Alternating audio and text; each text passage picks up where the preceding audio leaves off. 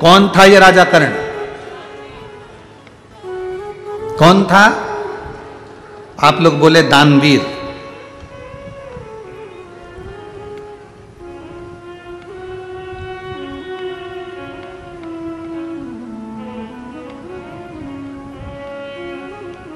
दानवीर कर्ण थे।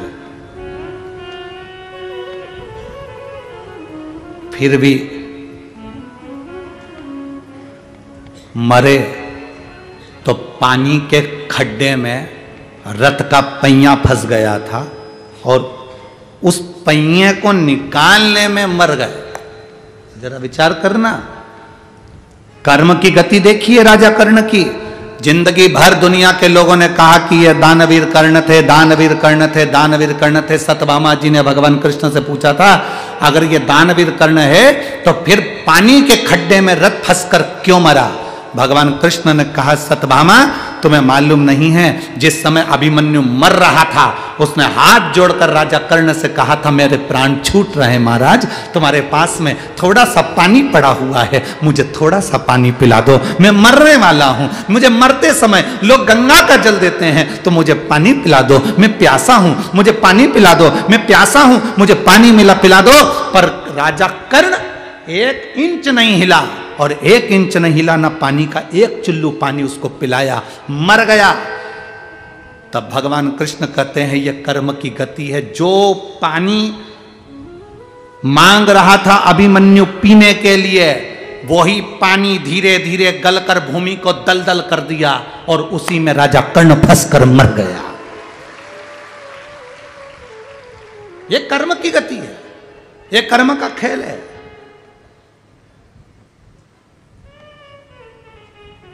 कौन था राजा कर्ण?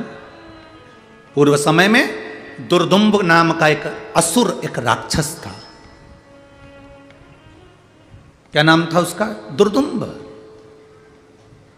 राजा कर्ण पूर्व समय में एक दुर्दुम्ब नाम का एक असुर, एक राक्षस, जिसने सूर्य नारायण भगवान की तप साधना करी, आराधना करी, और भास्कर देव की, सूर्य देव की आराधना करी तो सूर्य देवता प्रसन्न हो गए।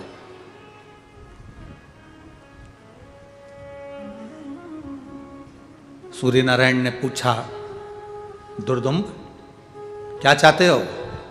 दुर्दुम्ब कहते हैं, महाराज बस मेरे मरना नहीं चाहता, आप मुझे बस एक वर दे दो कि मेरे प्राण ना छूटे। भास्कर देव सूर्य नारायण ने कहा, संसार में जो जन्मा है उसे तो मरना पड़ेगा, जो मृत्यु लोक में जन्म लेता है उसकी मृत्यु निश्चित हो जाती है।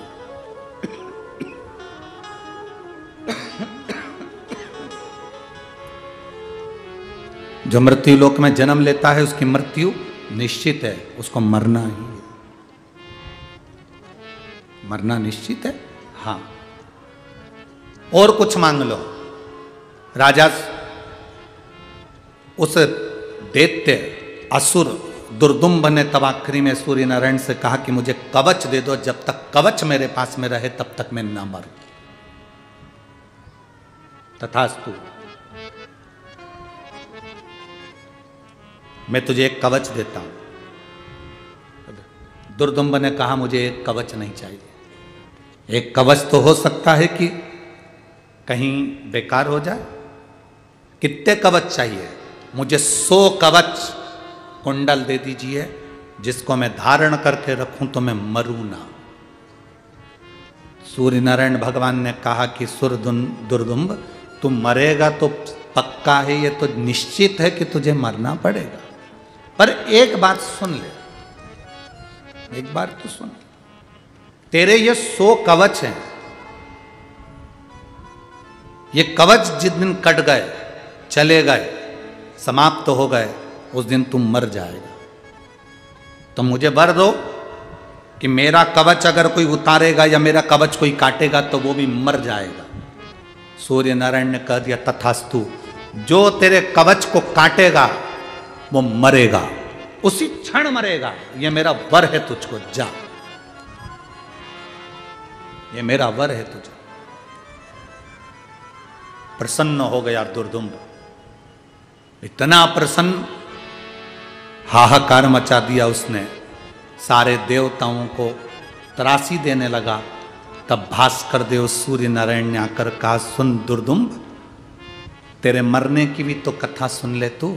तूने वर तो मांग लिया, पर एक बात याद रखना, मान लो तेरा कवच तेरे पास में रहा और तो भी तूने अगर उपद्रव मचाया तो किसी ने 1000 वर्ष तक यदि तप करा होगा और वो स्थान, वो भूमि,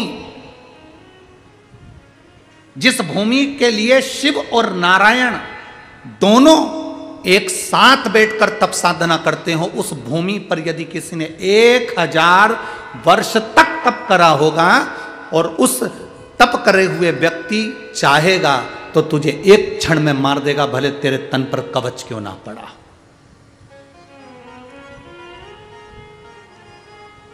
पंढरपुर के सभी माताओं को और मेरी जीजियों को, मेरे जीजाओं को, मेरी बहनों बेटियों को मैं उनके चरणों को दंडवत करता हूँ, उनके चरणों को प्रणाम करता हूँ कि आप उस भूमि पर रहते हो जिस भूमि का बल कितना प्रबल है। ये स्कंद पुराण की कथा कर रही है, ये शिव महापुराण की कथा वर्णन कर रही है।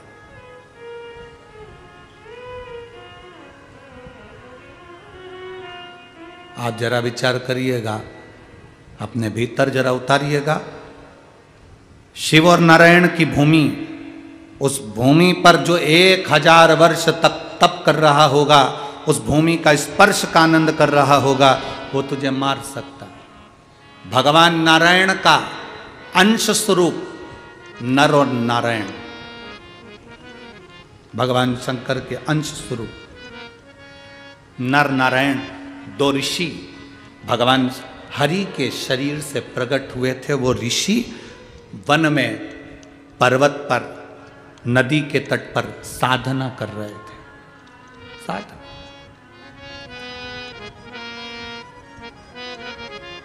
नदी के तट पर साधना कर रहे हैं, वन पर्वत में साधना कर रहे हैं। नर और नारायण दो ऋषि, दो साधु, दो तपस्वी, दो साधक, दो उपासक, दो मुनिवर, दो ऋषि साधना में लीन।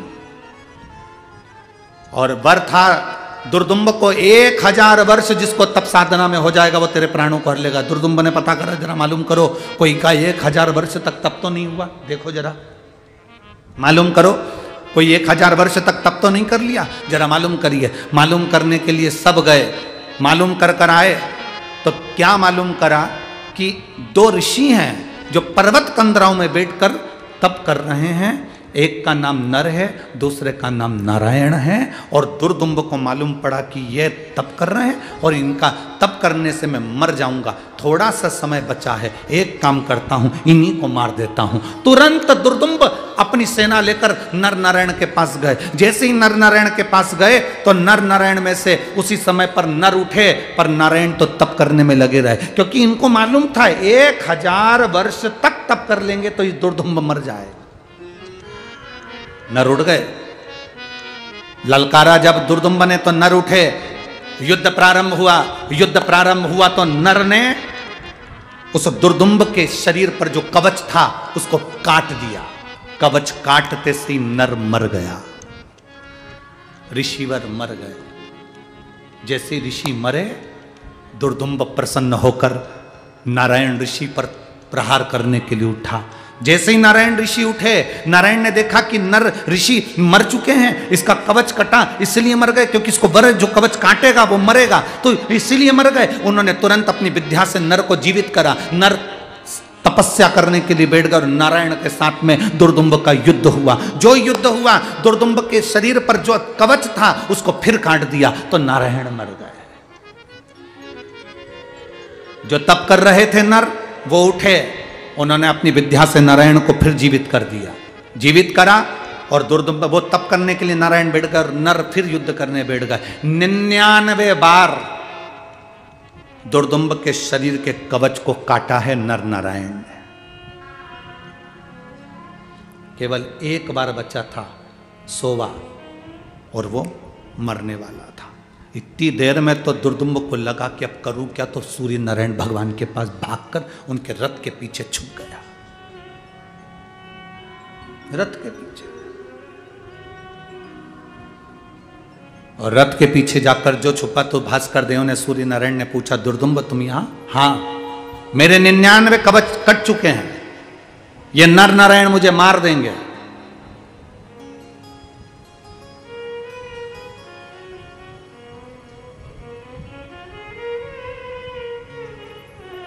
ये नर नारायण मुझे मार देंगे। केवल एक कवच बचा है और वो कवच कटा कि मुझे मरना है, मुझे मरना है। सूर्य नारायण ने कहा, दुर्दुम्ब तुम्हारी मृत्यु तो निश्चित है, तुम्हें मरना तो पड़ेगा। नहीं, मैं मरना नहीं चाहता, मरना नहीं चाहता। ये हो ही नहीं सकता कि नहीं मरोगे। पर एक बात बताओ प्रभु, आपने कहा था कि मुझे मारने वाला 1000 वर्ष तक तप करा होगा तो मारेगा, और ये नर नारायण ने पर्वत में, कंदराओं में, नदी के तट पर जो तप करा, इनको तो अभी तप करते करते मात्र 500 वर्ष, इनको तप करते करते 500 वर्ष हुए, तो इनका 1000 वर्ष कैसे हो गया? भगवान सूर्य नारायण ने उसी समय पर कहा, यदि आप लोग ताप्ती पुराण कभी स्मरण में आई हो, कभी ताप्ती नदी के तट पर जाएं तो एक ताप्ती पुराण को यदि आप पढ़ेंगे तो उसमें भी इसका चरित्र मिलेगा। भास्कर देव सूर्य देवता ने उसी समय पर कहा, दुर्दुम्ब तुम कह रहे हो कि नर नारायण ने 500 वर्ष तप करा और मुझे मारने के लिए 1000 वर्ष की तप साधना चाहिए तो मैं मरूंगा। तो भगवान भास्कर देव ने कहा, सुनो दुर्दुम्ब, ये नर नारायण सब दूर तप करने के बाद चंद्रभागा नदी के तट पर चले गए, और चंद्रभागा नदी के तट पर बैठकर इन्होंने एक बार मुख से हरि और हर का स्मरण करा, इसलिए इनको 1000 तप का बल प्राप्त हो गया। 1000 तप के बराबर बल प्राप्त हो गया। अपन क्या कर रहे हैं यहाँ चंद्रभागा नदी के तट पर?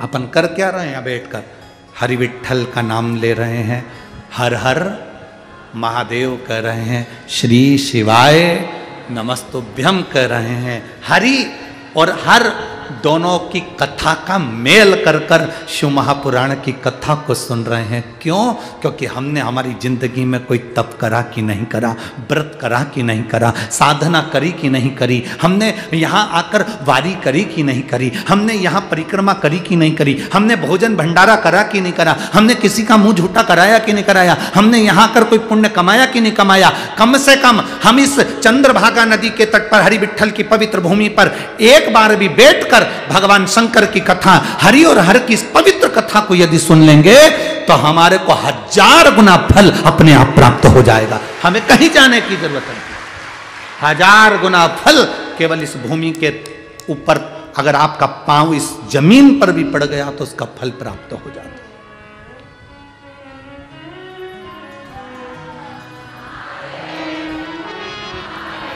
अब सुन लो रे पंढरपुर वालों, जरा कान खोल के अच्छे से।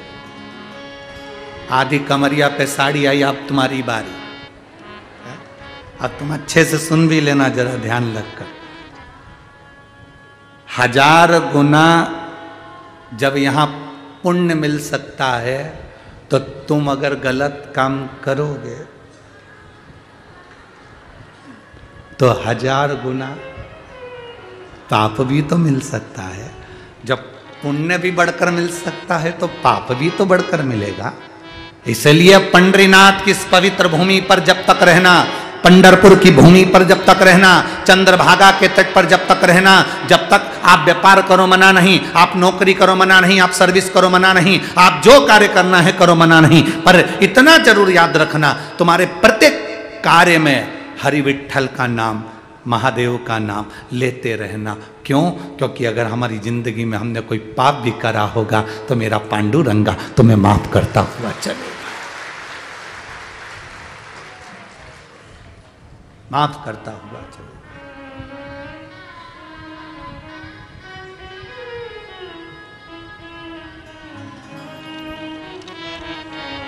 महाराज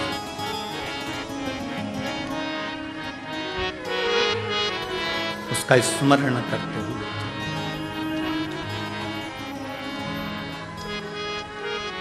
मेरे विठ्ठल मेरे मेरे गिरधर तेरे दरबार आया। ये भीतर, आपके भीतर भाव जागृत होते हुए उस परमात्मा से अपने हृदय से कहते, मेरे विठ्ठल मेरे गिरधर तेरे दरबार आया। मेरे विठ्ठल तेरे दरबार आया। मेरे विठ्ठल मेरे गिरधर तेरे दरबार आया। मेरे विठ्ठल मेरे गिरधर तेरे दरबार आया। रखना मेरी भी तुम लाज तेरे दरबार आया। रखना मेरी भी तुम लाज तेरे दरबार आया हूँ। मेरे विठ्ठल मेरे गिरधर तेरे दरबार आया हूँ। मेरे विठ्ठल मेरे गिरधर तेरे दरबार आया। भगवान पांडुरंगा की इस भूमि पर जब तुम पांव रखो, चरण रखो, तो उससे कहते हुए दिल से भाव से उसे प्रार्थना करो।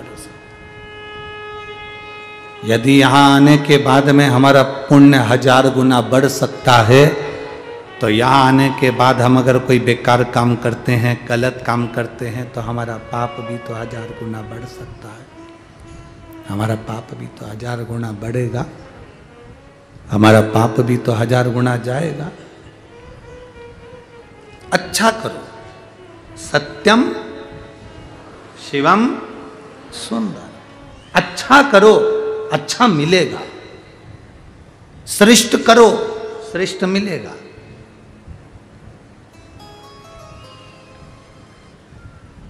एक संकल्प नामदेव जी को हरि विठ्ठल से मिला देता। सूर्य नारायण भगवान ने कहा, दुर्दुम्ब, ये नर नारायण तुझे मार सकते हैं क्योंकि इनको 1000 गुना फल प्राप्त है चंद्रभागा के तट का। चंद्रभागा के तट का 1000 गुना फल प्राप्त है। मैं आपकी शरण आ गया हूं, अब मेरी रक्षा करो। जैसे ही नर नारायण को क्रोध आया और उसको मारने के लिए आतुर हुए, सूर्य नारायण ने नर नारायण के हाथ जोड़ लिए, आप इसको मत मारो, मैं आपके हाथ जोड़ता हूं क्योंकि ये मेरी शरण में आ गया। और मेरी शरण में आने वाले को राम, मेरी शरण में आने वाले को मैं मरता हुआ नहीं देख सकता। ये मेरी शरण में है, आप इसे मत मारो, आप इसे छोड़ दो।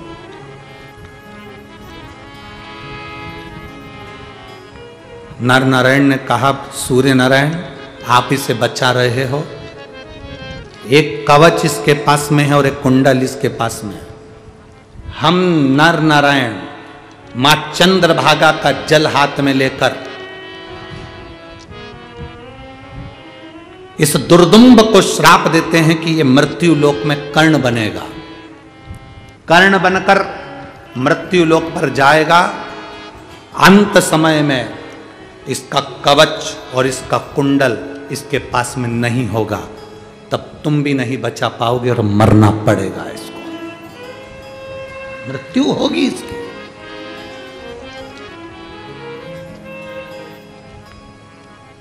जब राजा कर्ण बने, इंद्रदेव ने उसका कवच और कुंडल दोनों मांग लिया, शरीर पर कुछ नहीं रहा, तब उसके प्राण छूट गए। चंद्रभागा नदी के तट पर चल रही पंढरपुर की यह पवित्र शिव महापुराण की कथा, हरिहर विठ्ठल शिव महापुराण की कथा में आज एक बात अपने भीतर लेकर जाना, अपने हृदय में उतार कर लेकर जाना।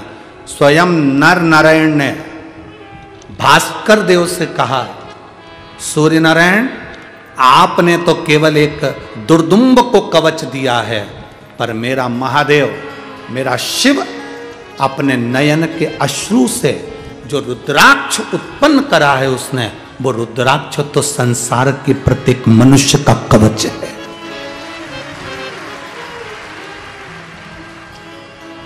केवल रुद्राक्ष की महत्वता शिव महापुराण में नहीं, रुद्राक्ष की महत्वता स्कंद पुराण में भी है, रुद्राक्ष की महत्वता लिंग पुराण में भी है, रुद्राक्ष की महत्वता कुर्म पुराण में भी है, रुद्राक्ष की महत्वता हर पुराण के अंदर, चाहे तुम देवी भागवत पढ़ लो उसमें भी रुद्राक्ष की महत्वता मिलती है। रुद्राक्ष की महत्वता तुम जितनी जितनी जहां जहां पढ़ोगे हर कथा के अंतर्गत तुम्हें मिलेगी। स्वयं नर नारायण ने सूर्य नारायण से कहा, भास्कर देव आपने तो केवल दुर्दुम्ब को कवच दिया है, पर मेरे शंकर ने अपने नैन अश्रु से जिस रुद्राक्ष को उत्पन्न करा, वो रुद्राक्ष संपूर्ण विश्व के जीव के लिए कवच है। जिसके हृदय में, जिसके कंठ में, जिसके कंठ के अंदर भुजा पर जिसके रुद्राक्ष होता है, उसकी कवच स्वयं शिव बनकर चलते हैं और उसकी रक्षा शंकर करते हैं। शिव देता है सुख आनंद की अनुभूति कर। एक पत्र है, देखिए,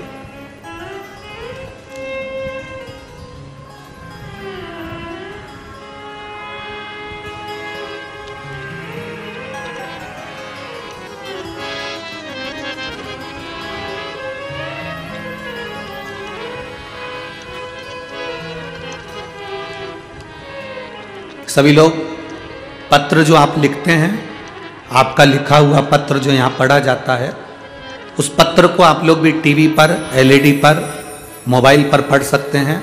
जो पत्र लिखता है वो अपना मोबाइल नंबर और एड्रेस, नाम सब लिखकर भेजता है। आप उस पत्र को, क्योंकि आपका लिखा हुआ पत्र है, आपको समर्पित है। हम तो केवल यहाँ से आपके इस पत्र का वाचन करते हैं, पढ़ते हैं, जिससे आपने जो लिखा वो जनमानस को मालूम पड़े। एलईडी पर, स्क्रीन पर, टीवी पर पत्र को पढ़ सकते हैं। बाबा के चरणों में दंडवत, कोटि कोटि प्रणाम। मेरा नाम सो दीपाली नरेंद्र शोलके, मुकाम पोस्ट सस्ती, तहसील पातुर, जिला अकोला। कहीं बैठी हैं? कहीं बैठी हैं? मेरा नाम सो दीपाली नरेंद्र शोलके, मुकाम पोस्ट सस्ती, तहसील पातुर, जिला अकोला। कहीं बैठे हो तो हाथ हिला सकती हैं। दिख गई क्या? अच्छा ठीक है, हाथ हिला दो एक बार। ठीक है। एक लोटा जल और एक बेलपत्री का क्या गुरुदेव वर्णन करूं मैं। मेरे भाई मनोज हरि भाऊ, भाल तिलक, मुकाम पोस्ट संगरुद्ध, जिला अकोला, महाराष्ट्र। इनको बगल में एक गठान हो गई थी। 25/5/2022 को अकोला के ओजोन हॉस्पिटल में उनका ट्रीटमेंट किया गया। रिपोर्ट में कुछ भी नहीं रहा। फिर वापिस भैया घर आ गए। कुछ दिन बाद वो गठान इतनी बढ़ गई कि पूरा हाथ सूज गया। हाथ बहुत, एक हाथ 15 किलो का हो गया, इतनी बड़ी गठान हो गई। तब तकलीफ बढ़ गई। हम उनको सेवाग्राम कस्तूरबा गांधी हॉस्पिटल में लेकर गए। वहां गांठ का जांच कराया तो जांच में मालूम पड़ा कि उनको कैंसर हो चुका है और कैंसर का प्रमाण इतना बड़ा था कि वो 4th स्टेज का कैंसर था। डॉक्टरों को भी समझ में नहीं आ रहा था कि करें क्या, अब करना क्या है।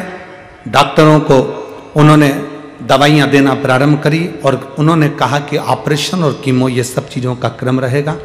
तब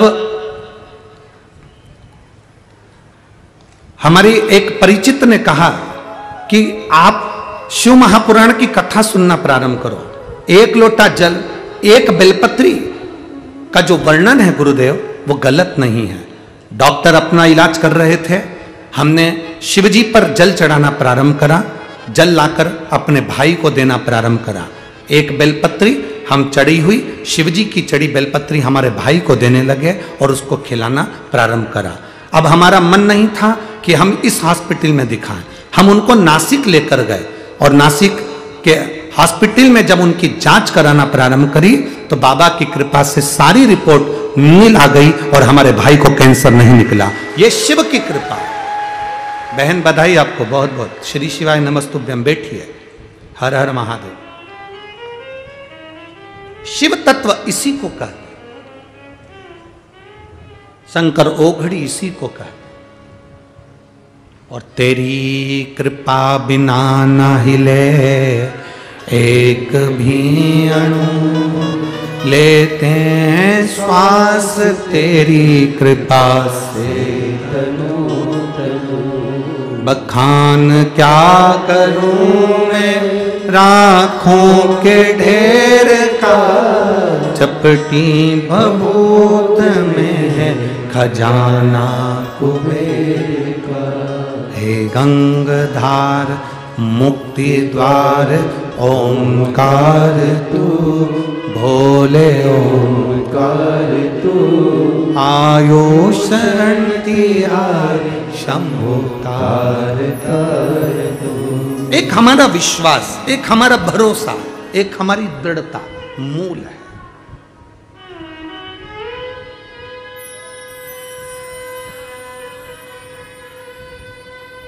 आप लोगों ने एक लोटा जल स्वयं चढ़ाया, बेलपत्र स्वयं चढ़ाई। हमारे पास में ना कोई तंत्र है, ना मंत्र है, ना हमारे पास कोई भभूति है, ना हमारे पास कोई बेल है, ना हमारे पास कोई श्रीफल है जो हम आपको कुछ दे दें। हमारे पास तो केवल शंकर का नाम है। आप जितना जपोगे, जितना भजोगे और दिल से अगर एक लोटा जल शिव जी को चढ़ाओगे, सियोर वाला महाराज भले तुम्हारे पास आए ना आए, पर मेरा महादेव तुम्हारे पास पहुंचेगा जरूर, ये निश्चित है। मेरा शिव तुम्हारे करीब में पहुंचेगा, ये निश्चित है। मेरा शंकर तुम्हारे। एक पत्र और आया, बड़ा सुंदर है, देखिए।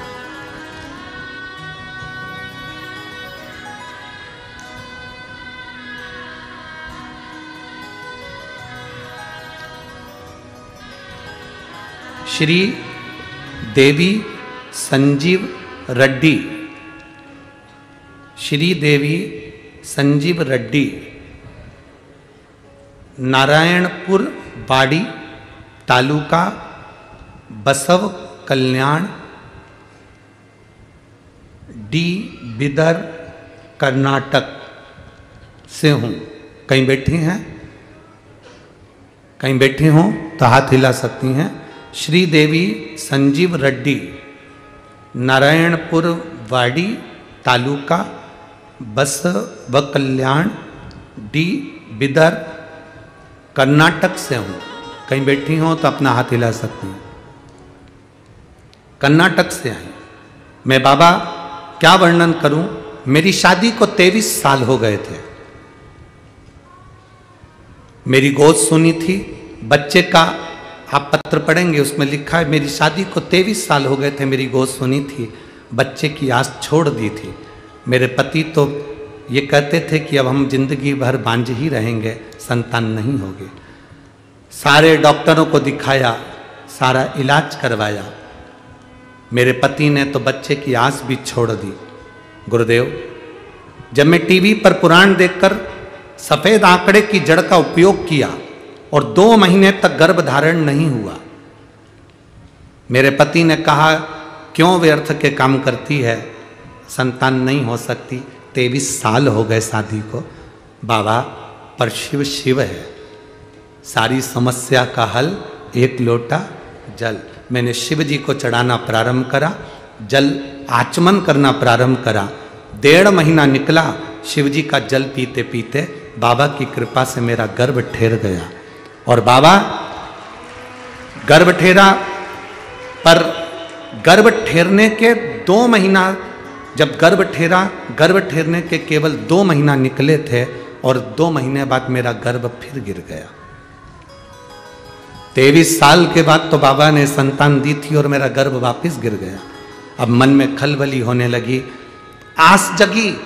23 साल से एक बार भी गर्भ नहीं ठहरा था, कम से कम 23 साल बाद गर्भ तो ठहरा। आस जगी, मेरा बच्चा तो चले गया। हमने ऑपरेशन करवा लिया सफा। तब बाबा, हम पति पत्नी ने विचार करा कि अब कुछ भी हो हमको कुबेरेश्वर धाम जाना है। हम गुरु पूर्णिमा के दिन कुबेरेश्वर धाम पहुँचे।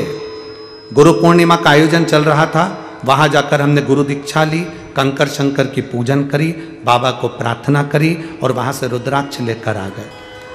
रुद्राक्ष का जल शिव जी को चढ़ाते, पीना प्रारंभ करा।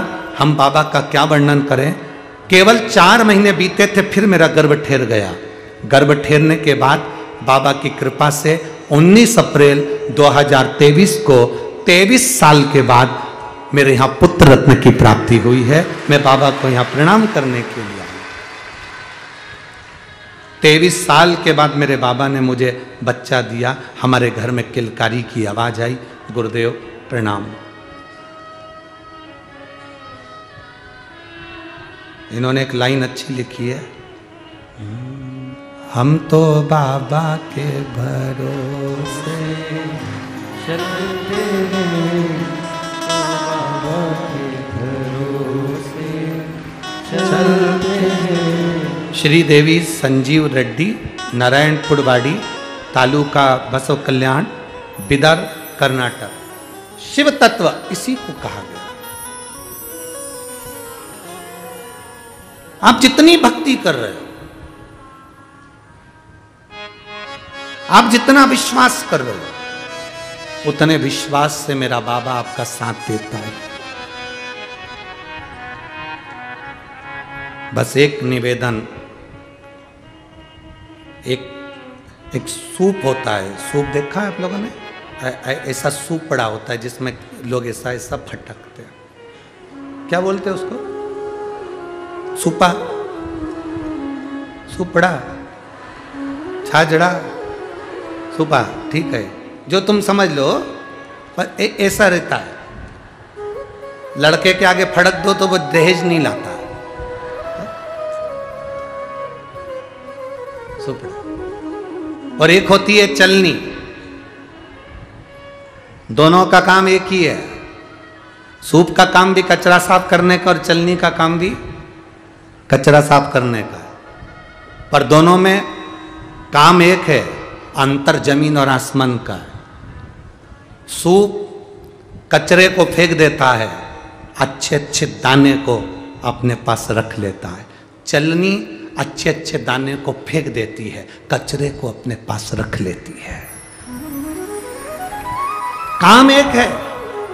सूपड़े का काम भी एक है, सूप का काम भी एक है और चलनी का काम भी एक है। सूप का काम भी कचरा साफ करने का है, चलनी का काम भी कचरा साफ करने का है। सूप कचरे को फेंक कर अच्छा अच्छा अपने पास रखता है, चलनी अच्छे अच्छे को फेंक कर कचरा अपने पास में रख लेती है। बस अपनी जिंदगी में एक बात उतार कर रखना, हमें बनना है सूप, हमें चलनी नहीं बनना। चलनी बन जाएंगे तो लोगों की निंदा, बुराई, चुगली अपने अंदर रखते जाओगे और भगवान का भजन छोड़ते जाओ। हमें सूप बनना है। सूपड़ा जो होता है वो अच्छाई अपने पास में रखता है, कचरा फेंक देता। कोई निंदा करे फेंक दो, कचरा अपने पास नहीं रखना।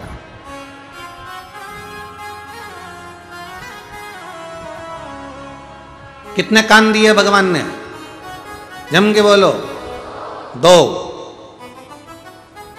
काई के लिए दिए? कोई निंदा करे तो यहां से सुनो, यहां से निकाल दो। कथा सुनो तो दोनों कान से सुन के अंदर उतार लो।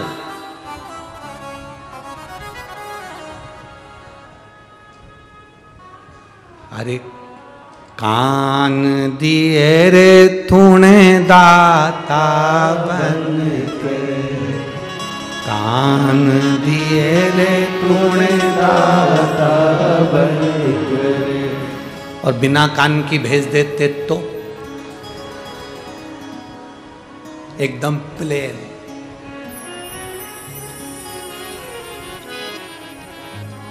कभी नहीं कथा सुनो। हे भगवान, कभी नहीं कथा सुनी मैंने। विठल मैंने अवगुण बहुत कियो, और नेत्र दिए रे तूने दाता बन, कभी नहीं दर्श कियो। प्रभु जी मैंने अवगुण बहुत किए। क्या करा इन नेत्रों से? दिन रात मोबाइल देखा, कुछ नहीं। फिर हाथ दिए रे तूने दाता बनकर, कभी नहीं सत्संग। जब सत्संग में हाथ नहीं हिले तो भगवान ने कह दिया बुढ़ा पान दे, दिन रात हिलवाऊंगा। अंध बुढ़ा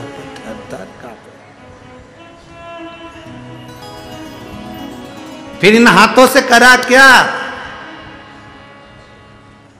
अरे कोरा कोरा कागज, काली काली शाही, 10 का 20 कियो। दयालु मैंने अवगुण बहुत। हाथों से केवल एक काम करा, 10 था 20 करा, 20 था 40 करा, 40 50 60, बस यही करते रहे। पूरी जिंदगी जोड़ा, पूरी जिंदगी जोड़ा।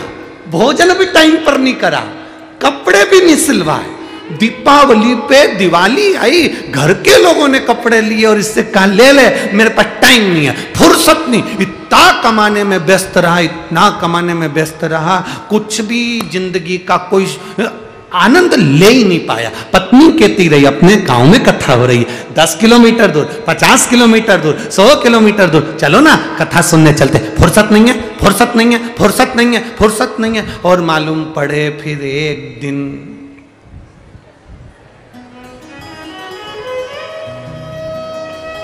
घर के लोग 13 दिन फुर्सत।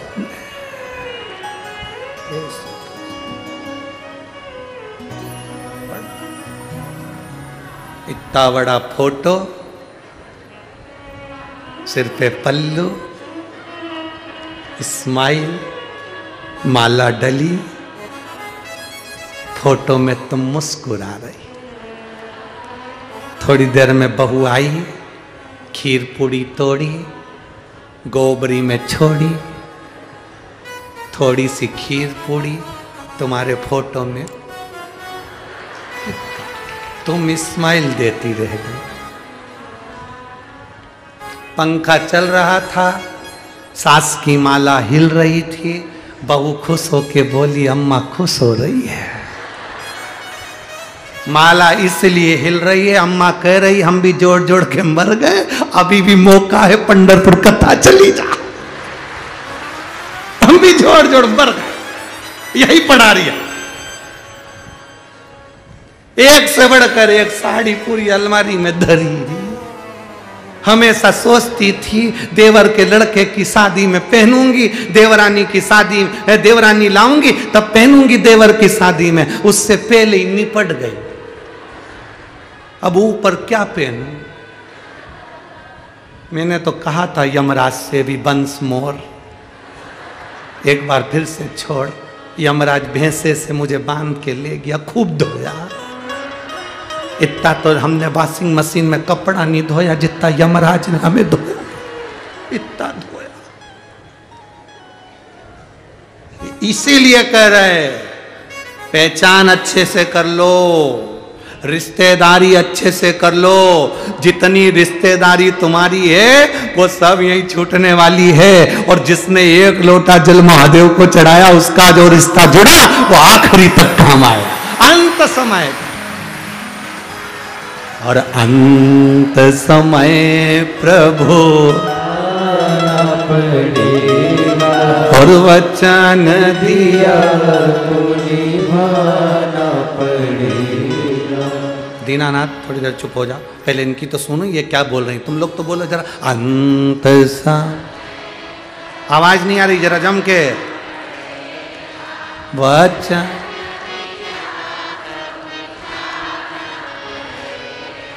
आए ना कुटुंब का अंत समय प्रभु। बहुत जोरदार, बढ़िया, जोरदार गाए हो, बहुत अच्छा। बोल बम का नारा है, सारी समस्या का हल, शिव तत्व की प्राप्ति, बस यही हमें उसको पुकारना, उससे संबंध जोड़ना है। कोई तुमसे कहे हमारी पहचान कलेक्टर से है, कोई तुमसे कहे हमारी पहचान इंजीनियर से है, कोई कहे हमारी पहचान डॉक्टर से है, तुम भी कह देना हमारी पहचान महाकाल से है। एक पत्र है, देखो।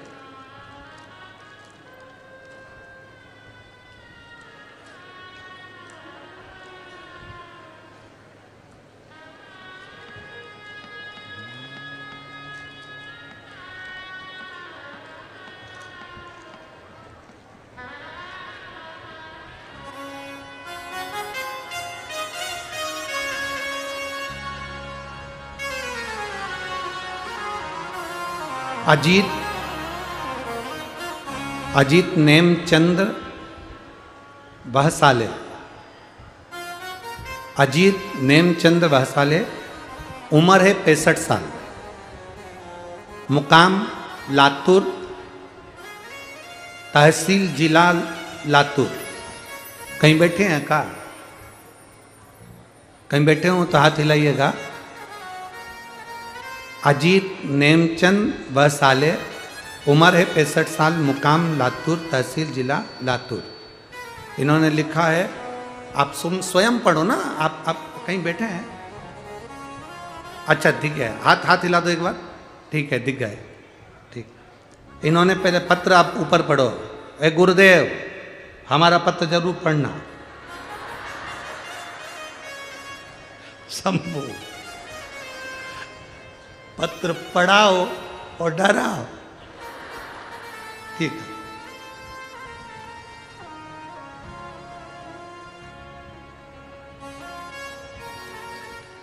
पत्र बहुत जोरदार लिखा, ने मोबाइल नंबर भी बहुत बड़ा लिखा। वो मोबाइल नंबर लिखा तो लिख दिया, जिसको जरूरत हो मेरे से बात कर लेना। जोरदार। भोले बाबा के चरणों को मैं प्रणाम करूं, दंडवत करूं।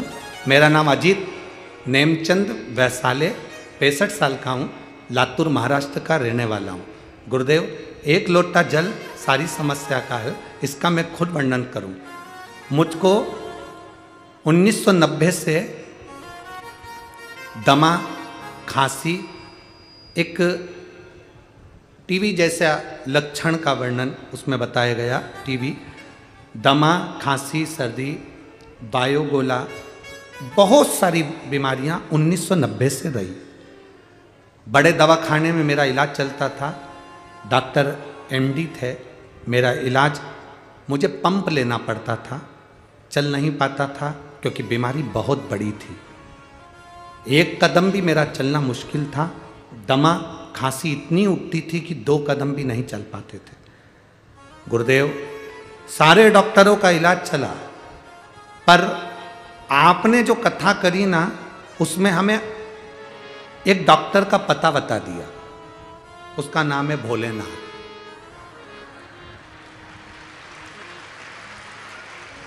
आप कहते हो कि 1 लोटा जल शंकर जी को देते हैं, हम कहते हैं जल नहीं देते, वो हमारा हाथ पकड़ के चेक करता है बीमारी क्या है। तुम हो कहां, पहले तो ये बताओ। दिख रहे हैं, दिख रहा है? प्रणाम हो। जोरदार पत्र लिखा है, 65 साल की आयु है।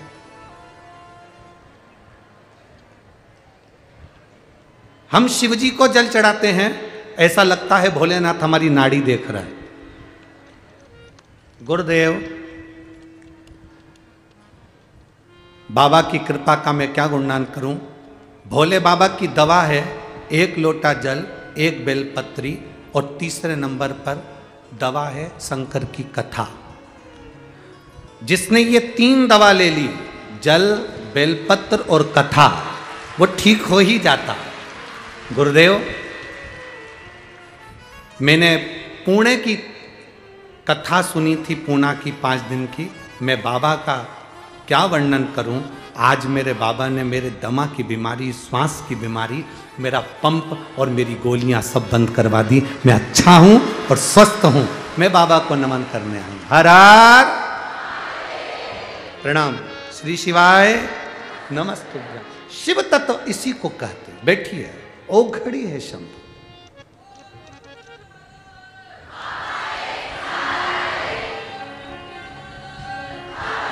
शिव तत्व की प्राप्ति, आपका विश्वास जितना दृढ़ होता है उतना शिव करीब में होता है, उतना शिव।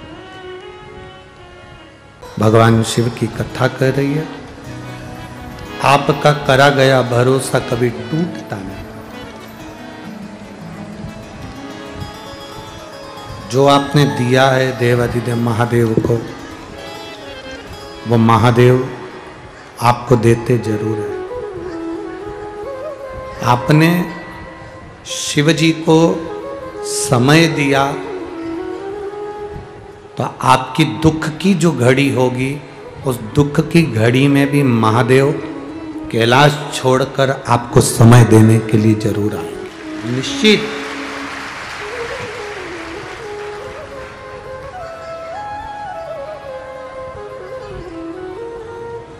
सती मैया, हे बाबू, सती मैया और पार्वती मैया दोनों में अंतर है।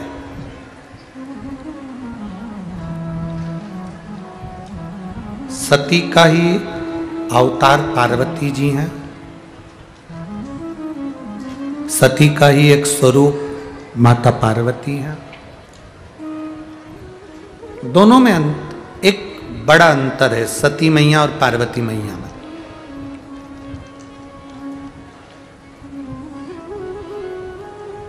कौन सा अंतर बड़ा है सती और पार्वती में? सती मैया, शिवजी सती मैया को अपने साथ रखना चाहते थे कि मैं कथा भी सुनूं तो सती मेरे साथ बैठे, सती मेरे साथ बैठकर कथा सुने, सती हमारे साथ बैठकर कथा श्रवण करे। ये शिवजी चाहते थे।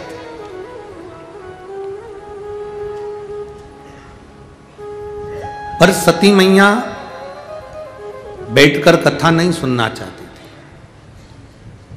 उनका मन कथा में था ही नहीं, उनका चित्त कथा में लगा ही नहीं।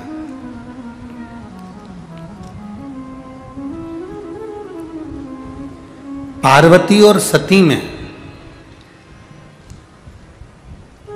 माता सती में और पार्वती में बड़ा अंतर है। सती मैया शिवजी के साथ में बैठकर कथा नहीं सुनना चाहती थी और पार्वती मैया कथा में इतनी रमी रहती थी कि शंकर जी का हाथ पकड़कर अमरनाथ की गुफा में बैठकर कथा सुनना चाहती थी।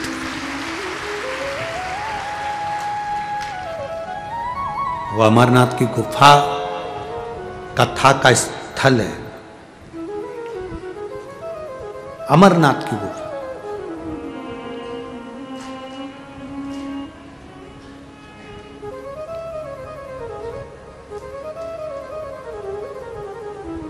एक पत्र में एक भाई ने लिखा, भगवान को कौन कौन सी भाषा आती है? हमें मालूम था ये यहीं का पत्र होगा। भगवान को कौन कौन सी भाषा आती है? नाम नहीं लेना चाहते क्योंकि उसने लिखा है मेरा नाम मत बोलना। हमारा क्या जाए। कुछ कुछ पत्र तो ऐसे आते हैं, एक मराठी में पत्र लिख दिया, हम क्या जाने, अब बताओ। अब उसने लिखा तो है, एक ही पत्र आया मराठी में, कोई मराठी पढ़ना जानता हो तो आओ तो जरा, आओ जरा माइक दो, पढ़ो तो जरा, हम भी तो सुने कि क्या लिखा। 2-4 गारी वारी तो ना दे दी है। पढ़ो तो जरा, पाटिल जी को दो जरा, माइक दे दो पाटिल जी को, देव तो पढ़ो माइक में। पहले तो उसका नाम पढ़ना, एड्रेस पढ़ना, फिर पत्र पढ़ना, और हमको भी समझा देना का बोली। नाव वर्षा कस्तुरे, मुक्काम पोस्ट तुरुरी, तालुका उमरगा, जिला उस्मानाबाद। फिर तो अच्छा हुआ आपको पत्र पढ़ने को दिया, इतना बड़ा एड्रेस था। ये वर्षा कस्तूरे नाम की महिला है जिसने पत्र लिखा है, जो उस्मानाबाद धाराशिव जिला से है जी, उमरगा तालुका। क्या लिख रही हैं? उन्होंने प्रणाम गुरुदेव जी मैं रोज, मतलब मराठी है, मैं मराठी में बोल दो एक बार तो। गुरुदेव, मी रोज शिव मंदिर जाते, सफाई करून पूजा करते, बाबांचे मी काय वर्णन करू, गुरुदेव किती तितके केले तितके कमीच, आमची परिस्थिती अगोदरच खूप नाजूक होती, आता बाबांच्या कृपेने छान झाली आहे, गुरुदेव माझ्या आईला शुगर आहे, दुसऱ्यापासून माझी आई आजारी आहे, दसऱ्यापासून तिला अशक्तपणा खूप आला आहे, होता 2 पावले टाकायला सुद्धा दम लागतोय, माझ्या आईला गोळी आणि इंजेक्शनची ॲलर्जी आहे, माझी आई दवाखान्यात जाण्यापासून घाबरते। मैं मराठी पूरा पढ़ू? आप पहले मराठी बोल तो हमें हिंदी में समझा देना। मी सगळे भार भोळे बाबांच्या सोपवले आहे, दररोज मी भोले बाबाला प्रार्थना करत होते, माझ्या आई वडिलांचे निधन झाले, मला आईशिवाय दुसरे, वडिलांचे निधन झाले, मला आईशिवाय दुसरे कोणी नाही, याशिवाय एक भाऊ आहे, मी रोज शिवमंदिरात पूजा करते, एक बेलपत्र आशीर्वाद म्हणून देते होते, तीर्थ पिण्यास देते, दिवाळीनंतर आई दवाखान्यात नेले होते, सर्व रिपोर्ट नॉर्मल आले, मी बाबांना प्रार्थना केली, 7 दिवस कथा ऐकण्यास येते, बाबांची कृपा झाली, भोले बाबा नौकरी सबसे बड़ी है, नौका आपकी बड़ी है, सब मेरे भोले तेरी नौकरी सबसे बढ़िया सबसे खरी। अब हिंदी में समझा देना जरा सा। समझा दो। उनकी माँ जी बीमार थी, हाँ, दसरे से, हाँ, तो उन्होंने बेलपत्र और इसका पूजन किया, तो दिवाली से अभी सबकी नॉर्मल रिपोर्ट आ गया, और बस आप समझ गया, समझ गए। नाम वर्षा कस्तूरे, मुकाम पोस्ट उन्होंने बता दिया था, तहसील भी बता दी थी, जिला याद है उस्मानाबाद, ठीक है, और मोबाइल नंबर भी लिखा है। कहीं बैठी हैं का? अच्छा ठीक है, दिख गई हो, हिंदी में लिख देते तो कहाँ जा रहा था। शंभु शिव कृपा।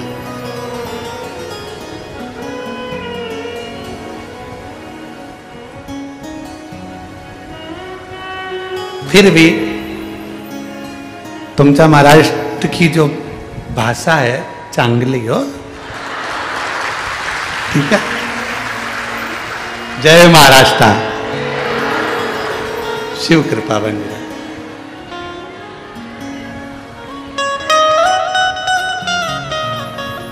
शिव कथा कह रही है, शिव बाबा की कथा वर्णन कर रही है।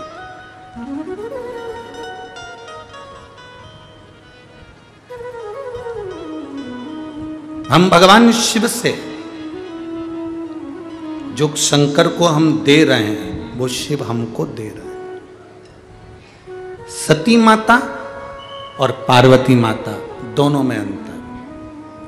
सती माता शिवजी के साथ में बैठकर कथा नहीं सुनना चाहती थी और पार्वती मैया शंकर जी से कथा सुनना चाहती थी, इसलिए अमरनाथ की गुफा में जाके बैठ गई।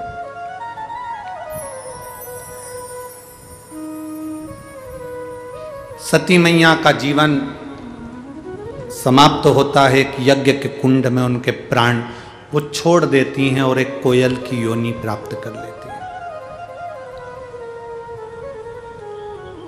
आषाढ़ के 2 अधिक मास आते हैं तब वो कोयल की योनि से छूटती हैं, फिर पार्वती की योनि प्राप्त कर लेती हैं। बहुत अंतर है। किसी किसी को कथा में रस आता है तो वो कथा सुनना पर, जैसे एक भाई ने लिखा जो 65 साल के थे, उन्होंने कहा कि 3 दवाएं शंकर जी की, पहला 1 लोटा पानी, दूसरा बेलपत्र और तीसरा शंकर जी की कथा। ये औषधि, उनकी बुद्धि से उन्होंने लिख दिया ये औषधि है, ये औषधि।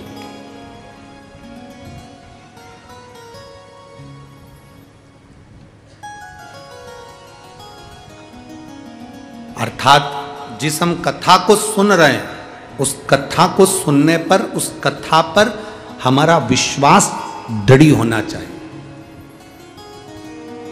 सती मैया ने कुंभज ऋषि के घर में, उनके आश्रम में जाकर कथा सुनी भगवान शंकर के साथ, पर सती का मन विश्वास दृढ़ नहीं हो पाया। क्या ये राम है जो अपनी पत्नी के लिए रो रहा है?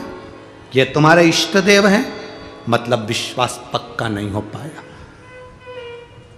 हम में से कई लोग ऐसे हैं जो शिव महापुराण की कथा सुनते तो हैं पर भरोसा पक्का नहीं कर पाते हैं। पर जब हम भगवान शंकर पर अगर कथा सुनने के बाद तुमने अपने विश्वास को पक्का कर लिया, कथा सुनने के बाद तुमने अपने दिल को पक्का कर लिया कि अब मेरा महादेव है, मुझे डूबने नहीं देगा, तो मतलब वो डूबने नहीं देगा, ये पक्का। संत ज्ञानेश्वर जी, संत नामदेव जी दोनों राजस्थान की यात्रा करते हुए आ रहे थे और दोनों को बहुत प्यास लगी है, बहुत प्यास। संत ज्ञानेश्वर जी के पास में तप साधना थी।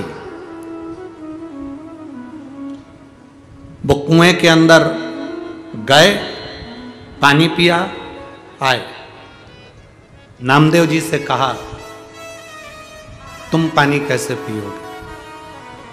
संत नामदेव जी कहते हैं, कुआं हरि विठ्ठल का है, पानी हरि विठ्ठल का है, शरीर मेरा हरि विठ्ठल का है। प्यास जब शरीर हरि विठ्ठल का है, अंदर हरि विठ्ठल बैठा है, तो प्यास किसको लग रही है? जम के बोलो जरा, हरि विठ्ठल को। जब प्यास हरि विठ्ठल को लग रही है तो व्यवस्था भी हरि विठ्ठल करेगा। करना क्या है? संत ज्ञानेश्वर जी ने कहा, हरि विठ्ठल व्यवस्था करेंगे? हाँ। उनके मस्तक पर शिवलिंग है। शिवलिंग मतलब शंकर, शंकर की जटा में गंगा है। जब हरि विठ्ठल को प्यास लग रही है तो गंगा बोला कर देंगे, उनकी ऊपर निर्भर करता है। इतना तो कहना था और अब आवाज लगाकर नामदेव जी महाराज ने कह दिया, हरि विठ्ठल प्यास लगी है, हरि विठ्ठल। जो कहा, कुएं में उफान भराया, गंगा का जल निकलकर नामदेव जी के सामने आकर सम्मुख में पड़ गया, क्योंकि विश्वास दृढ़ था, भरोसा पक्का था। और मेरे भोले तेरा सहारा है, मेरी नैया का तू किनारा है। एक विश्वास दृढ़ हो जाए, एक भरोसा पक्का हो जाए। जब विश्वास दृढ़ होता है, भरोसा पक्का होता है, तो सूखे कुएं में से भी जल निकलकर बाहर आ जाता है, ये निश्चित है। अगर भरोसा पक्का है, विश्वास दृढ़ है, तुम्हारा विश्वास अगर पूर्ण है, तो कुएं से भी पानी आएगा।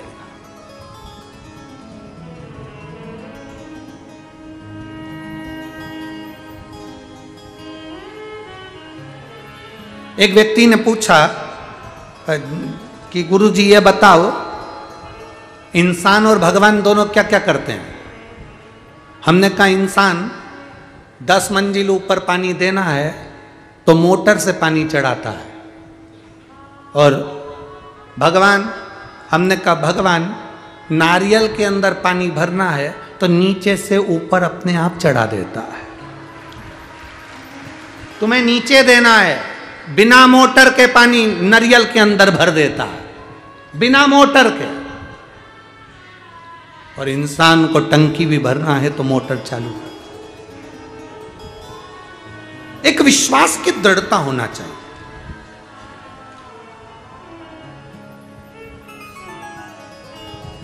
एक भरोसे की दृढ़ता होना चाहिए।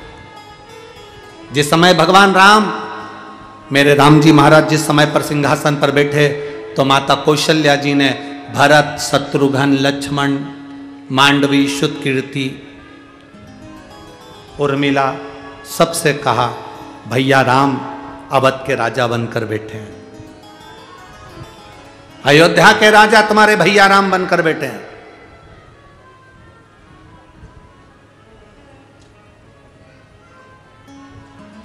और हमारे यहां का नियम है, जिस दिन राज सिंहासन पर भगवान बैठते हैं, जिस दिन राज सिंहासन पर कोई बैठता है तो वो अपने जो मांगा जाता है वो देना पड़ता। आज राम जी राजा बनकर बैठे हैं, मांगो जिसको जो चाहिए, जिसको जो चाहिए मांगो।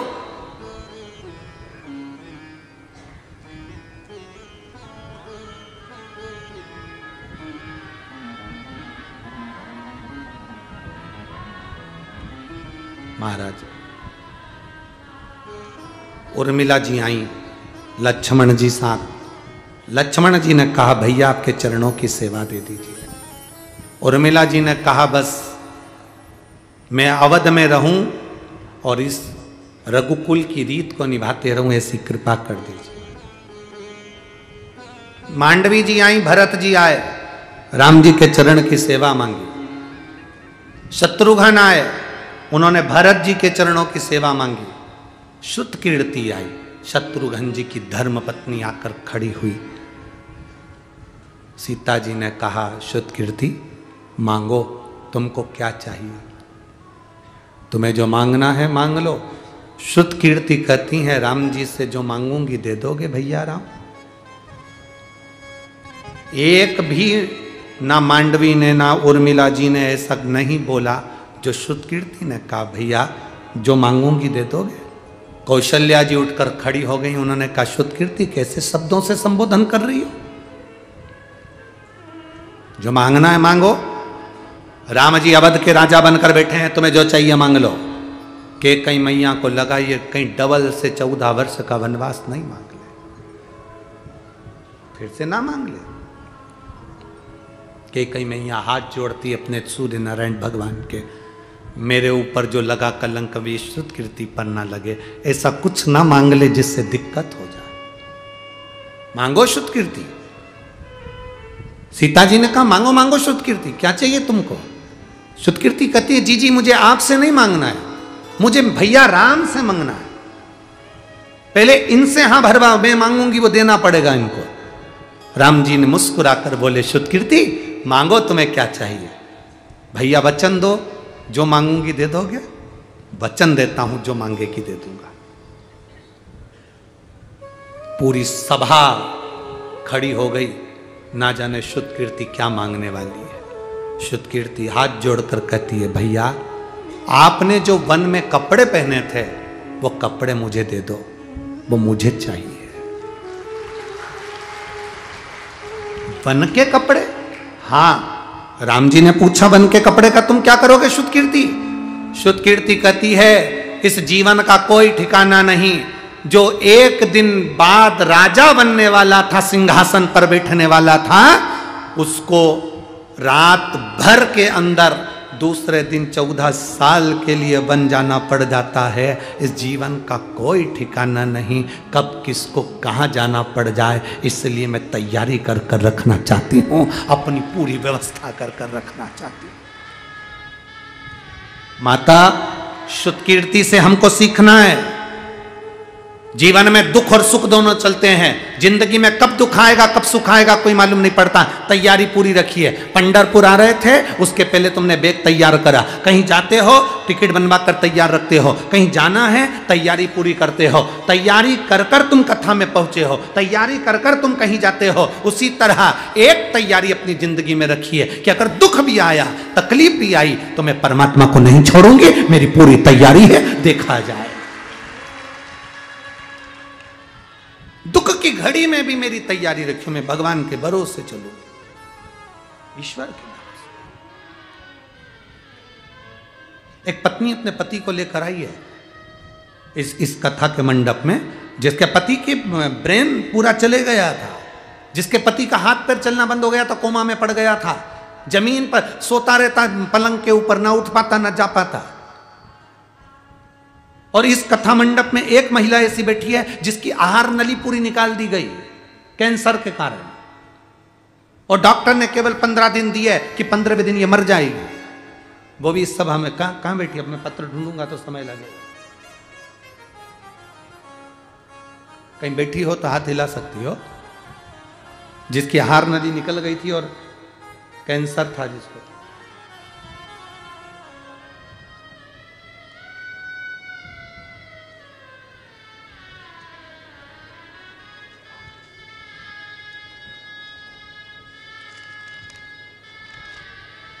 मेरा नाम वनीता उनाहले, गांव दांडे गांव, तालुका कलमनुरी, जिला हिंगोली। मोबाइल नंबर ये है। कहीं बैठी हो तो हाथ हिला सकती है, कहीं बैठी हो तो हाथ हिला सकती है। मेरा नाम वनीता उनाहले, गांव दांडे गांव, तालुका कलमनुरी, जिला हिंगोली। मोबाइल नंबर ये है। कहीं बैठी हैं? आप ही हैं? आप ही हैं? हाथ हिलाइए। स्वास्थ्य ठीक है? आ जाओ, एक बेलपत्र ले जाओ, आ जाओ। गुरुजी, एक लोटे जल का मैं क्या वर्णन करूं। भोले बाबा ने मेरी बिगड़ी बना दी गुरुदेव। मुझे कैंसर था, डॉक्टर के हिसाब से 4th स्टेज का कैंसर। डॉक्टर का ट्रीटमेंट चालू था। पूरी आहार नली मेरी निकाल दी गई। आहार नली निकाली, मेरा ऑपरेशन हो गया। बहुत तकलीफ में थी गुरुदेव। पैसा हमने पूरा की पूरा कैंसर हॉस्पिटल में लगा दिया, पर हमारा इलाज चलते चलते समय हो गया, पर आराम नहीं लगा। गुरुदेव, डॉक्टर के हिसाब से मात्र 15 दिन का प्राण थे। उसके बाद मेरा जीवन नहीं था, क्योंकि मेरा शरीर इतना गल चुका था कि मैं पूर्ण तरह से बेकार हो चुकी थी। मेरी सहेली ने मुझसे कहा, क्यों घबराती है, शंकर पर विश्वास कर। सियोर वाला महाराज कहता है, शंकर पर चढ़ाया हुआ जल अमृत का काम करता है। तू एक काम कर, आहार नली निकल गई ना, कोई बात नहीं, शिव जी पे 1 लोटा जल चढ़ाना चालू कर। एक बेलपत्री को पीस कर, आहार नली भले चली गई हो, उसको चाटना प्रारंभ कर। मैंने अपनी सहेली के कहने पर गुरुजी कथा सुनना प्रारंभ करी। मंदिर बहुत दूर था, मैं चल नहीं पाती थी, क्योंकि कमजोरी इतनी ज़्यादा थी कैंसर की। थोड़ी दूर चल के रुक जाती थी, फिर थोड़ी दूर चलती, फिर रुक जाती, और आखिरी में मैंने शंकर भगवान को जल चढ़ाया। वो जल पीना प्रारंभ करा। थोड़े दिन तक तो मैं मंदिर गई, क्योंकि मेरे शरीर में दम नहीं थी गुरुदेव। फिर मेरे परिवार के लोग मुझे जल लाकर देने लगे। मेरी सहेली मुझे शिव जी का चढ़ा हुआ जल लाकर देने लगी। और बाबा का मैं क्या गुणगान करूं गुरुदेव। हमने दूसरी बार जब वापिस कैंसर हॉस्पिटल में ले जाकर जांच कराई, CT स्कैन कराया, तो डॉक्टर के हिसाब से मेरी पूरी रिपोर्ट नॉर्मल आ गई और मेरा कैंसर समाप्त हुआ। मैं बाबा को यहां प्रणाम करने के लिए।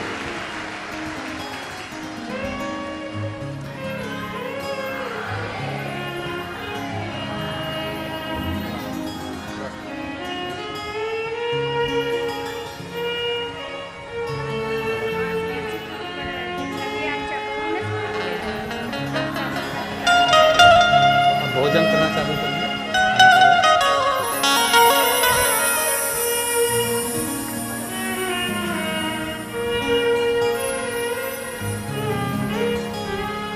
अरे लुटा दिया भंडार काशी वाले, कर दिया माला काशी वाले। लुटा दिया भंडार काशी वाले, कर दिया माला काशी वाले। ये शिव है, औघड़ी, शंभु, त्रिकालदर्शी। वो कैलाशी है।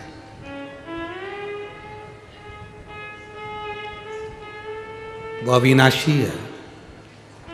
उसका भजन खाली नहीं जाता। आपने उसको समय दिया है, तो तुम्हारी दुख की घड़ी में वो समय निकाल कर तुम्हारे दरवाजे पर खड़ा मिलेगा, तुम्हारे कष्ट को हरने के लिए, तुम्हारे दुख को हरने के लिए, तुम्हारी तकलीफ को हरने के लिए। दुख की घड़ी में वो खड़ा। करो, जितना भजन कर सकते हो, जितना स्मरण कर सकते हो, जितना नाम जाप कर सकते हो, जितना नाम स्मरण कर सकते हो, उतना करो। अपनी जिंदगी की सार्थकता को सिद्ध करने के लिए भजन के बल को बढ़ाओ। तुझ में राम मुझ में राम सब में राम समाया है, जित देखो उत राम की ही माया है। सब जगह पर वही है। सती मैया और पार्वती मैया में एक अंतर भारी है। सती मैया शिव जी के साथ में बैठकर भी कथा का रस तत्व सही ग्रहण नहीं कर पाती हैं, और पार्वती मैया शंकर की कथा में, भगवान की कथा में इतनी रम जाती है, कथा रस तत्व को इतना धारण कर लेती है, इतना धारण कर लेती है कि उनके अंदर विश्वास जागृत हो जाता है, भरोसा पक्का हो जाता है, विश्वास जागृत हो जाता है। इतना पक्का भरोसा कि वो भरोसा टूटता नहीं, वो भरोसा फिर नहीं टूटता।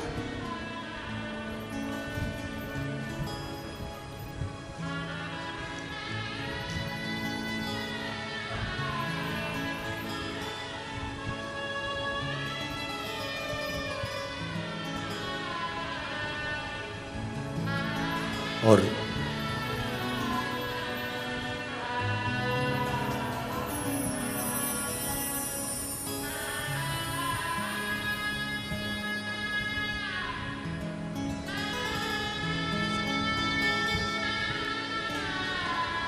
एक दृढ़ता अपने भीतर हो, एक भरोसा अपने भीतर हो। जब वो भरोसा और दृढ़ता भीतर होता है तो शिव तत्व की प्राप्ति होती ही है। पार्वती जी ने जब सती मैया के प्राण छूट गए, कोयल की योनि हो गई, कोयल की योनि से प्राण छूट गए, पार्वती की योनि मिल गई। पार्वती जी की योनि मिलने के बाद माँ पार्वती बनकर जो तप साधना उन्होंने करी, जो आराधना उन्होंने करी, शिव के लिए उन्होंने समय निकाला, करती रही भगवान शंकर का भजन, छोड़ा नहीं।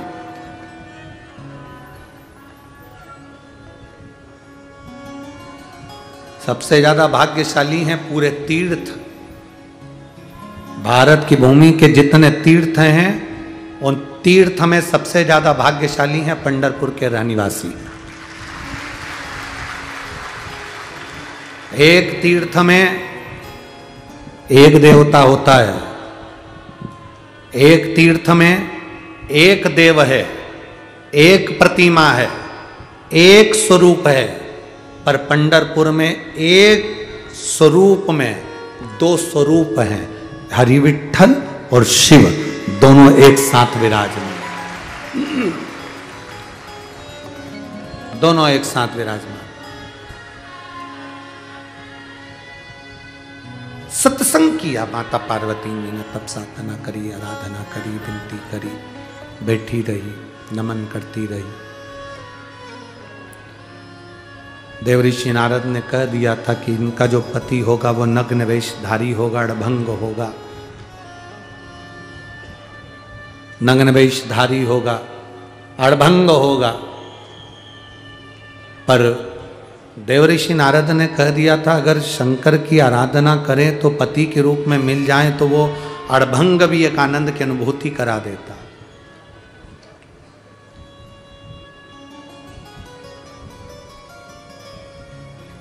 ऐसा नहीं था कि शिवजी ने माता सती को नहीं समझाया था। कथा के लिए परिवार के लोग समझाते हैं। जैसे वो बहन ने लिखा कि मेरे सहेली ने मुझे बताया था, मेरी सहेली ने मुझे बताया था कि शंकर भगवान पर जल चढ़ाओ। कोई ना कोई तुमको ज्ञान देता है, समझाता है, कोई आपको सतमार्ग बताने वाला मिल जाएगा कि शंकर के द्वार तक जाओ, एक लोटा जल चढ़ाओ, भगवान का भजन करो। तो जो तुमको कहे ना कि शिव जी के मंदिर जाने की कोई प्रेरणा दे, शंकर जी के मंदिर पहुंचाने की प्रेरणा दे, शंकर जी के मंदिर में एक लोटा जल चढ़ाने की कोई तुम्हारी पड़ोसन, तुम्हारे रिश्तेदार, तुम्हारे नातेदार तुम्हें प्रेरणा दे और भेजें, तो समझ लेना स्वयं शंकर उसको भेजे हैं तुम्हारे कल्याण के लिए, तुम्हारे दरवाजे तक पहुंचाया। स्वयं शिव भेजे हैं उनको। पर सबसे बड़ी बात तो यह है ना, माता, पिता, और गुरु, इनकी नसीहत लोगों को अच्छी नहीं लगती। इनकी नसीहत लोगों को अच्छी नहीं लगती। माता पिता गुरु की नसीहत अच्छी नहीं लगती, पर दुनिया के लोगों को माता पिता और गुरु की वसीयत अच्छी लगती है कि हमें जमीन मिल जाए, जायदाद मिल जाए, धन मिल जाए, संपदा मिल जाए, दौलत मिल जाए, सत्ता मिल जाए। नसीहत अच्छी नहीं लगेगी, पर वसीयत बहुत अच्छी लगेगी कि हमको इनसे कुछ मिल जाए, हमें इनसे कुछ प्राप्त हो जाए, हमें इनसे कुछ मिल जाए, और बहुता में मिल जाए, बहुत ज़्यादा मिल जाए।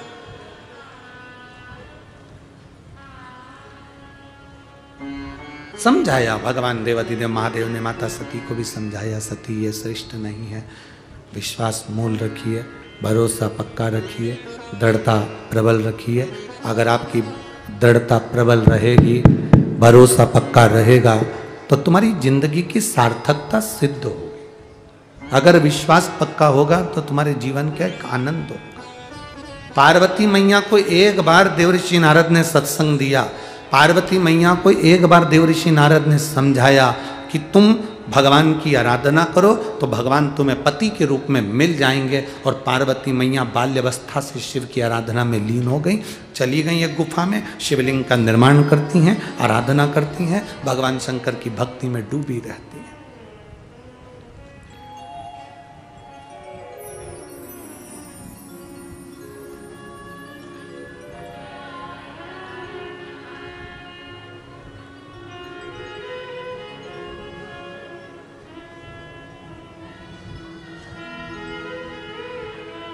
मैं डमरू बनूं, तुम श्वास बनो।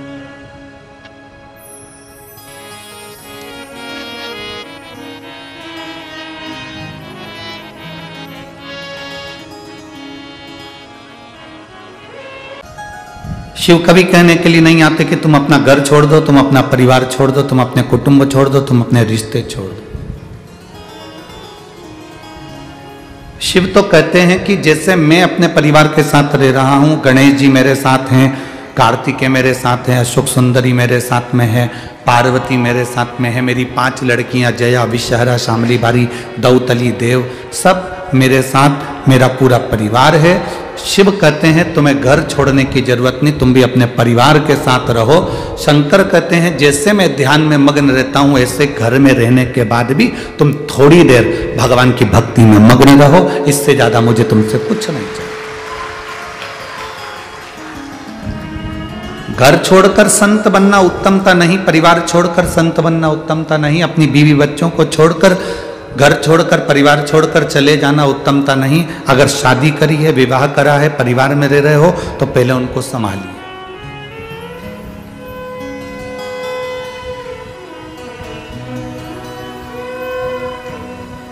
अपना साधु जैसा जीवन आप घर में क्यों नहीं जी पाते?